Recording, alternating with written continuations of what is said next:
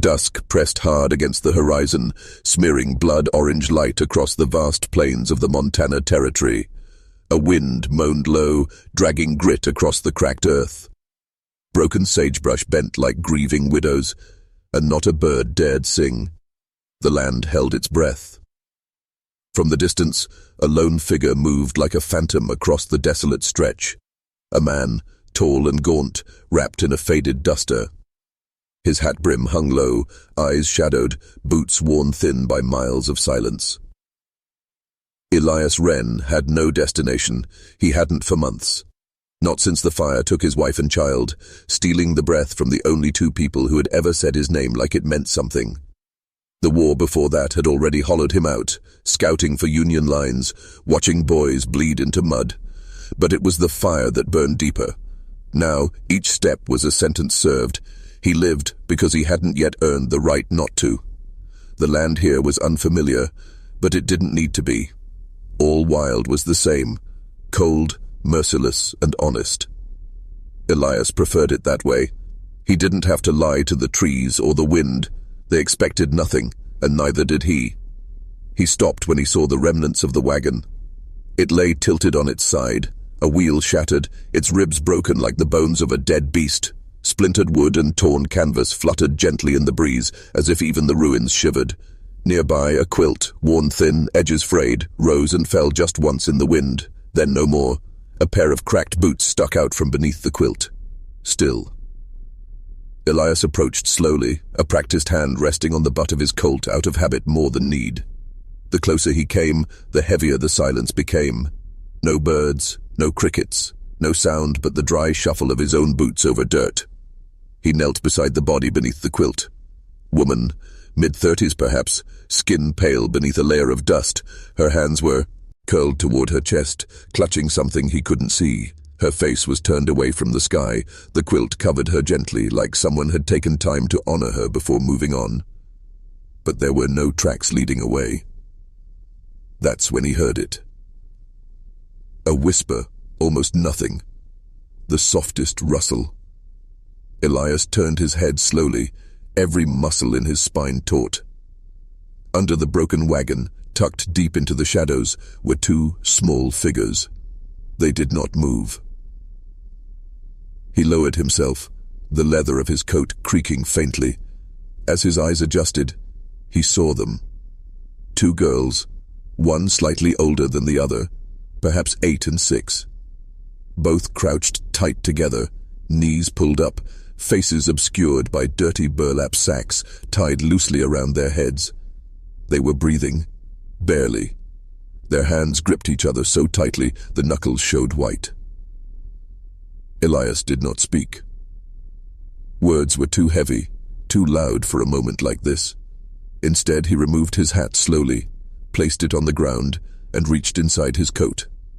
From the inner pocket, he pulled a crumpled piece of jerky half wrapped in oilcloth. He unwrapped it with deliberate care and placed it gently on the ground beside them. Neither girl moved. He set down his canteen next, a quiet offering, a gesture. Then he waited. The older girl shifted first, a twitch more than a movement. Her head turned, just enough to glimpse through the weave of the burlap. The younger one followed, trembling like a leaf caught between seasons. Elias said nothing. He simply held up a hand, steady, open palm, then retreated back, slow and measured, until he sat beside the mother's body. The sun dipped further behind the ridgeline. The cold came quickly. Elias pulled his coat tighter, watching their shadows. One of the girls reached for the jerky. Night fell like a curtain. He didn't light a fire. Not tonight. He stayed by the wagon, back to the wind, eyes half-lidded but always watching. The girls didn't cry, didn't speak. They sat where they were, burlap still veiling their faces, hands still entwined. By morning, the canteen was empty. When Elias rose, he didn't look at them. He just bent down, lifted the quilt from the mother's body, and began wrapping it around the girls without a word. They flinched, stiffened, but didn't resist. The older one glanced at the covered form that had once been their mother. Then she looked away. He knelt beside the younger one, scooped her up gently. She was feather-light, her skin too cool. The older girl stood on her own, but leaned into his coat when he offered it. They didn't hold his hand, but they didn't run either. Together, they left the wagon behind. Elias didn't bury the mother. The ground was too hard, the tools too few, but he did fold the quilt back across her, tucked the edges in carefully, like he might for his own child on a winter's night. Then he turned west. The terrain was unkind. Snow clung to the lowlands, not thick enough to blanket, just enough to slow. The wind scraped their cheeks raw, and Elias's shoulders hunched inward to keep the girls shielded. His coat flapped open, exposing him to the elements so they would be warm. Hunger gnawed, but he ignored it. He had known worse. By the second night, the younger girl whimpered in her sleep. A storm approached, low thunder murmuring over the hills, clouds dragging bruises across the sky. He needed shelter. Fast. They found it in the ribs of a fallen pine, its trunk hollowed by rot but dry inside. Elias packed pine needles into a pile, placed the girls there, and huddled around them like a barrier. When the rain came, it came hard. The forest moaned under it, branches snapping in the distance. He held them tighter. In the dark, the older girl placed her hand over his. He didn't move. He didn't sleep. Come morning, the world was glazed in frost. His limbs ached. He moved only when the girls stirred. The younger one reached for his coat collar, as if she'd always known it. Still they said, nothing. Not a name. Not a plea. They walked again, slower now. The third day brought no food. By dusk, Elias's hands shook, but he did not stop. The girls didn't ask for food. He saw their strength and feared it. It was the strength of those who had learned not to hope. Then, as they crossed a ridge, he saw him. A silhouette, unmoving against the skyline, broad-shouldered, cloaked in hide, bow slung across the back. For a moment, Elias thought he was a mirage. Then the figure stepped forward. Native. The man watched them without blinking, eyes dark as obsidian, unreadable. His presence crackled, electric, dangerous, calm. Elias stopped walking. He gently placed the younger girl down and took a step forward. No gun drawn, just a nod. The man didn't speak. He lifted his chin, looked past Elias to the girls, then toward the woods to the north. Without a word, he turned and began walking. Elias waited. The girls clutched his coat. The wind tugged at them all. Then Elias moved. Not fast, deliberate. Trust was not given. It was followed, one footstep at a time. The man led them to a narrow gully, half hidden by underbrush and pine. Inside, a small shelter had been built from rock and timber, weathered by years. The man gestured for Elias to enter, then crouched by the entrance like a sentry. His bow remained untouched, his eyes never stopped watching. Inside, Elias laid the girls on a bed of moss and old furs. A kettle hung above a fire pit, long unused. He kindled a flame slowly, murmuring nothing, hands steady. The girls huddled close again, burlap still veiling their faces. The man outside never spoke. But later, when the fire burned steady, he brought a small pouch and placed it by the entrance. Dried meat, nuts, some kind of root. Then he vanished into the trees. Elias didn't thank him. That night, the girls ate, and for the first time, the older one looked him directly in the eye.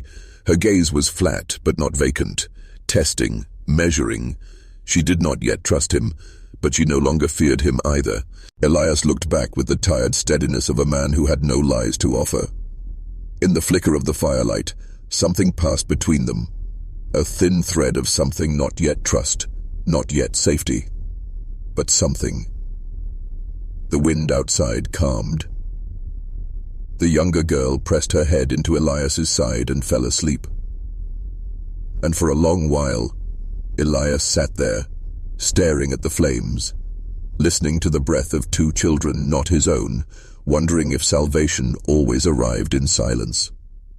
Behind him, the forest stood still, and for the first time in years, so did he. The snow melted slow that spring. Cold still clung to the mornings, crisp and sharp in Elias's lungs as he stepped from the cabin each day to chop wood or check the snares. The girls, still silent, watched from the doorway like twin shadows wrapped in wool. He had found them boots, too large, and coats from the trading post 2 valleys east, paid for in silence, not coin. He didn't speak unless spoken to, and most men there respected that, or feared it. The days settled into rhythm, chores done in quiet, meals shared over low flames. The older girl, he had taken to thinking of her as Ash after the grey stillness of her eyes, learned fast. She could start a fire by the 3rd week, skin a rabbit by the 5th. She never asked how, she just watched, learned, adapted. The younger one remained closer, smaller in both frame and spirit. She clung to Ash more than to Elias, but slowly, day by day, her gaze began to settle on him with less suspicion. Once, after a rainstorm when her fingers shook from cold, Elias wrapped his coat around her. She did not speak, but she didn't pull away. Still, neither gave a name. The burlap remained, tied loosely now, more ritual than shield. Elias never tried to remove it, he understood. Some wounds lived in cloth and silence, he had his own. The forest beyond the homestead taught them all, things words could not. Coyotes howled some nights, and the girls stiffened, especially the younger. Elias moved quietly when that happened. He'd bank the fire low, sit at the doorway with his rifle across his lap, frame still as stone. The message was wordless but clear. Nothing gets in, not tonight. Ash started leaving small things near his cot. A sharpened stick, berries. Once, a carved bird fashioned from pine bark, its wings rough but delicate. Gifts, perhaps, or offerings. Either way, he accepted them with the same solemn grace he gave everything. No words, just a nod. Then came the first real test. It was midday when the bear came. The girls were gathering water from the creek, not 30 yards from the cabin. Elias heard the snap of branches before the roar, a guttural, shattering sound that split the air like thunder. He dropped the axe mid-swing and ran. The bear was old, scarred, hungry, its fur matted with spring rot, ribs showing like bones pressed beneath wet cloth. It stood between the girls and the trees, pawing the air, teeth slick with spit. The younger girl screamed. Elias didn't think. He moved. His rifle came up smooth, shoulders coiled with memory. One shot, center mass. The bear reeled, roared louder, another shot. Blood now, dark against its side. But it wasn't enough. It lunged. He dropped the rifle, pulled his knife. The next seconds stretched like rawhide in the sun. Teeth, claws, flesh. Elias slammed into the beast's side, blade buried deep. Pain flashed bright across his forearm, ripped open. But he drove the knife in deeper. Again, again. The bear collapsed. Elias stood over it, chest heaving. Blood, its and his, matted his coat. His arm dripped a steady rhythm into the dirt. The girls ran to him. For the first time, Ash reached up and pulled the burlap from her face. Her eyes were wide, filled with something brittle and breaking. She placed her hands on his sleeve and pressed hard against the bleeding. Her lips moved. "Don't die," she whispered. It was the first time he'd heard her voice. The wound needed stitching. Back in the cabin, Elias sat quiet as Ash threaded a needle with trembling fingers. She'd never sewn flesh before, but Elias gritted his teeth and let her try. The younger girl sat nearby, watching, silent but focused. She held a cloth soaked in water, offered it whenever the blood ran too fast. They worked as one, no panic, no chaos, just hands moving, breath held, time slowed. When it was done, Elias leaned back against the wall and closed his eyes. Ash watched him. Her lips trembled. "You killed it," she said. He didn't answer. A moment passed. Then, as if from nowhere, the younger girl spoke. His name was Thomas. Elias opened his eyes. Ash looked over, startled. The girl nodded, small and sure. "Papa." Elias understood then. The broken wagon, the dead woman, the empty eyes. There had been a man once. Not a good one. Ash said nothing, but her silence told the rest. That night, as the wind howled outside and the bear's corpse lay far from the firelight, the three of them sat close together. No more barriers between them. The burlap was gone. Ash stared into the flames, voice barely audible. "She made us wear them. Said men wouldn't look if they didn't see." Elias didn't ask who she was or what had happened to Thomas. The details didn't matter. The bruises beneath the surface were enough. "I used to hum to her," the younger girl added, when she couldn't. Then softly, she began to hum, a low, fragile tune, lullaby-like, older than memory. Ash closed her eyes. Elias didn't move, didn't speak, just let the sound fill the room like rain after drought. The next day brought a new kind of quiet. Not silence, stillness, the kind that comes when something heavy has been lifted, even if only slightly.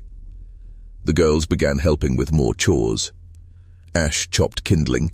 The younger one, whose name he still didn't know, fed the chickens. Sometimes. They laughed, once even chased each other through the field until breathless. Elias watched, a faint flicker of warmth blooming in the cold garden of his chest. He remembered his daughter then. Her laugh. The way she'd tucked her dolls into the bed during storms. How she'd died coughing, the smoke too thick to scream through. Grief clung to him like sap. But it was different now. It no longer paralyzed. It lived beside him, not inside him. One evening, as the stars climbed slow over the ridge, the girls sat with Elias outside the cabin. The fire popped and cracked. They watched the sky. "There's a bear constellation," the younger one said. "She taught me." Ash nodded. "The Great One." They both looked at Elias. He stared at the stars a long while. "I see it." Ash leaned her head against his shoulder. "She was called Miriam," she whispered. Elias froze. "She wasn't always mean. Just afraid." The younger girl looked up. "I'm Lark." Elias turned toward her. She smiled, small and solemn. "That's my name." Ash looked to the sky again. "I want to keep mine secret. Just a little longer." He nodded. The name Lark felt like sunlight on ice. It melted something. Spring bloomed fully after that. Wildflowers dotted the hills. The creeks ran louder, swollen with thaw. Birds returned, their songs threading through the trees, and with it came movement, new settlers moving westward, trail parties carving paths too close to the cabin. Trouble rode on the wind. One afternoon, Elias spotted smoke that didn't belong to them, thin columns in the distance. He went to check, left Ash in charge. When he returned that night, face tight and voice graver than usual, he had news. "Wagon trains camped 2 miles east," he said. 5 men. One's got scars like ash across his neck. Ash stiffened. Lark moved closer to her sister. "Is it?" "Maybe," Elias said. "We stay low. Quiet." They didn't sleep that night. By morning, the woods echoed with gunfire. Elias was gone before the first shot. He left them the rifle, instructions. "Hide beneath the root cellar. Do not come out." But Ash did. She followed his tracks through the woods, heart pounding. She found him by the creek, crouched beside a fallen tree, revolver drawn. The man with the scar was there, and others, loud, armed. Ash stepped on a branch. Elias turned, just as a shot cracked through the trees. Time shattered. Ash screamed. Elias fell. Blood bloomed through his side, a dark, spreading stain. The men scattered. One returned fire. Another dropped. Ash crawled to Elias, hands shaking. He grunted, voice ragged, "Stay back," but she was already pulling him into cover. Lark arrived moments later, holding the rifle. She had run through the woods barefoot. Together, the girls fought like wolves. They dragged Elias behind a tree. Ash fired once, hitting dirt. Lark reloaded. More shots, more silence. Then, nothing. The forest quieted. The men were gone. Elias, half-conscious, whispered, "You too. Not little anymore." Ash pressed her head to his chest. "We're here," she said. "We won't leave." They didn't. 3 days passed. The wound closed slowly. Elias grew pale, but not cold. The girls fed him broth, read from the old Bible he kept beneath the bed. Neither believed in the words, but they read them anyway. Something about the sound felt right. Then, one evening, beneath the clearing sky, Ash stood in the tall grass, her face turned to the stars. Lark joined her. Elias watched from the doorway, leaning weakly on the frame. Ash took Lark's hand. "My name," she said, "is Elira." Lark smiled. "And mine is still Lark." They turned, eyes bright in the dusk. Elira met Elias's gaze. "Thank you." He didn't answer. Didn't need to. They had all chosen to remain. And in the vast silence of the wild, beneath an indifferent sky, the three of them, damaged, mending, began to write a new kind of story. Not of blood, but of bond. Not of names forgotten, but of names reclaimed. And beyond the hills, something old and bitter finally let go. The heat settled heavy over the valley that summer. The trees wore dust on their leaves, streams thinned, the wind grew restless, snapping at the cabin's shutters like a warning. Elias knew that quiet never lasted forever, not here, not in a land where the law arrived on horseback too late, and grief walked on 2 legs, dressed as men with guns and grudges. He sat more often now, the wound from the gunfight still aching deep in his side. The bullet had missed his ribs but clipped too much muscle to heal clean. He walked stiff, breathed shallow, but his eyes, still sharp, still watching. Elira had taken to scouting the perimeter in his place. Lark helped with the snares and the livestock. They moved with purpose now, with strength. He rarely spoke of it, but he saw it in every glance they shared. They were no longer surviving. They were becoming. One morning, just past dawn, Elira returned with her shoulders tense and her mouth a tight line. "There's smoke again," she said. Elias rose slower now. "How far?" "Not far enough." They waited, watched. The smoke grew, snaked in grey coils above the trees. Not wildfire, too steady. A camp, likely armed. Elira suggested moving out, heading north to the caves she'd once spotted while gathering berries. Elias shook his head. "They'll find the cabin either way," he said. "If we run, we lose ground. If we stay, maybe we decide the terms." Elira didn't like it. Neither did Lark. But they listened. They always listened. That night, Elias sat with them at the hearth, sharpening his knife while Elira cleaned the rifle and Lark folded strips of cloth for bandages. Preparation hummed in the air like distant thunder, but beneath the grim resolve, a strange calm had settled between them. "We have something they don't," Elias said quietly. Lyra looked up.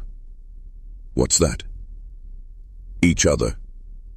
The silence that followed wasn't empty. It was full. Memory, trust, the unspoken thread that held them all. The next morning came hard and fast. The first sound was the snapping of underbrush, then hooves, then voices, low, gruff, demanding. 3 men, not 5, but mean-looking, dusty, eager, a rifle slung over each shoulder, pistols at their hips. One of them, the leader, scarred chin, yellow eyes, called out toward the cabin like he owned the land beneath his boots. "We're looking for 2 girls, running from a debt." Elias didn't answer. "I said—" The man started again. Elira stepped out first, rifle raised, shoulders squared. "They're not here," she said. Lark crouched behind the cabin wall, knife drawn. Her hands didn't shake. The man laughed. "You think I'm blind, girl?" He took a step forward. Elias followed behind her then, shotgun in hand, steady as stone. "I think you're dead if you take another step." The standoff held. 10 seconds, maybe 20. Then, gunfire. The leader fired first. Missed. Elira's shot hit his shoulder. He went down, cursing. The other two scattered. One ran. The other shot wildly, striking the water barrel. Splinters flew. Elias wheeled around and fired once, clean and brutal. The man dropped. Silence fell again, short, shallow. The last man, wounded, groaned into the dirt. Blood spread like ink beneath him. Elira stepped forward, breathing hard. Elias caught her shoulder. "No," he said. She looked at him, saw the cold behind his eyes, but something inside her too had changed. "We're not like them," she said. He nodded once. They didn't kill the man. Left him tied near the creek with an empty canteen and a broken pistol. By evening, the threat was gone, but something else lingered. Elira sat outside, staring toward the trees. "I thought I'd feel better," she said. Elias sat beside her. "You feel alive. That's enough." Lark came out, dragging a blanket, sat between them, leaning against his leg. "We should leave," Elira whispered, "before more come." Elias nodded slowly. "I've thought about that." They packed light, only what they could carry, left the cabin as it was, a home now transformed into a memory. The girls stared at it as the sun rose behind them, burning golden through the mist. They walked for days, north, toward the highlands, toward rivers and caves and mountains untouched by war or men with yellow eyes. Each night, Elias grew slower. The pain in his side worsened. He didn't speak of it, but Elira saw. Lark, too. On the 6th night they camped beneath a wide rock ledge. The stars hung low and warm. Crickets sang in the grass. Elias coughed hard into his coat. Lark knelt beside him. "It's getting worse, isn't it?" He didn't lie. "Yes. You need rest." He smiled faintly. "Rest won't fix what's coming." Elira sat opposite him. Her voice was steady. "Then tell us." He hesitated. "I've been running most of my life," he said. "From what I did. From what I didn't do." He looked at Lark. Then Elira. "Your father wasn't the first man I ever saw hurt a child." The fire cracked. "I didn't stop it. Not then." He looked down. "So when I saw you there, I knew what had to be different." Elira's eyes welled but did not fall. "You changed things," she said. "For us." Lark reached for his hand. "Can we stay here?" she asked. "Few more days," Elias said. "Then you'll go on, without me." "No," Elira said. "Yes," he replied, gently but firmly. "You will." The next morning he didn't wake easily. The fever had taken hold, his skin pale, breaths shallow. Elira gathered herbs, tried poultices. Nothing worked.